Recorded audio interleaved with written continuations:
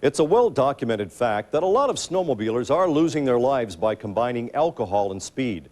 So why does an event that draws thousands of snowmobilers sponsor a beer tent? Take a look. This is it right here. They set it up right at the edge of the lake. And even when the tent closed at 4 in the afternoon, we saw a lot of snowmobilers speeding off for the bars. This is the last tip-up town of the 20th century, so let's make some noise! I was told if I wanted to party on Tip-Up Town weekend, this was the place to be, the Limberlost Bar. It's one of 30 bars in Houghton Lake. On this weekend, it was a magnet for snowmobilers. They even had a special watering hole set up just a few steps off the lake. It was nothing more than a roof with sheets of plastic for walls. The place was packed from 7 at night till 2 in the morning. The music was pumping and virtually everybody in the place was drinking. I'm not saying they were all drunk, and there's nothing wrong with drinking if you're not driving. But I saw a lot of people having drinks and climbing on snowmobiles. We sat outside till closing, watching people come out, and a lot of them looked hammered. Check out these two. They seem to be propping each other up. Those are snowmobile helmets they're carrying. And we saw a lot of this. Guys taking an outdoor bathroom break before jumping on their sleds. No inhibitions there. Watch this guy. He's having trouble with his balance. And remember, he's about to jump on a snowmobile in the dark. Check this guy out. After swigging a beer, he tries to start his snowmobile. It won't go. Then it dawns on him. He forgot the key. Took a while, but he finally fished it out of his pocket, then roared off into the darkness. That's him on the left, speeding past another snowmobile.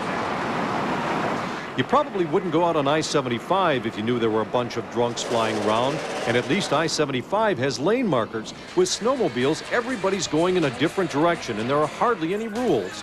No speed limit, no stop signs, you don't even need a license. While all these people were pouring out of the bar, there was only one police snowmobile on the entire lake, and we never saw it. When I asked the state police and DNR about these problems, they were cooperative and candid. But some of the local cops and emergency workers weren't happy to see us at crash scenes with our camera. It was like pulling teeth to get information. You have to remember, this is a big moneymaker for Houghton Lake. Pictures of snowmobilers on backboards isn't good for business. But again, I wanted you to get the whole story.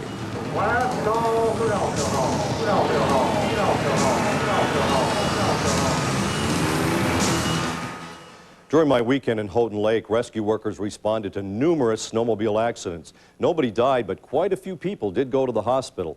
Last year, a guy was run over by a snowmobile and killed during Tip-Up Town weekend. The year before, 2 snowmobilers died. One hit a fishing shanty, the other hit a tree. All 3 accidents involved alcohol. You know, this problem is not limited to Houghton Lake or Tip-Up Town weekend. It's a huge problem all over Michigan all winter long. Take a look at this. In the last 3 years, 130 people have died in snowmobile accidents statewide. The DNR tells us alcohol was a factor in 3 out of 4 of these crashes.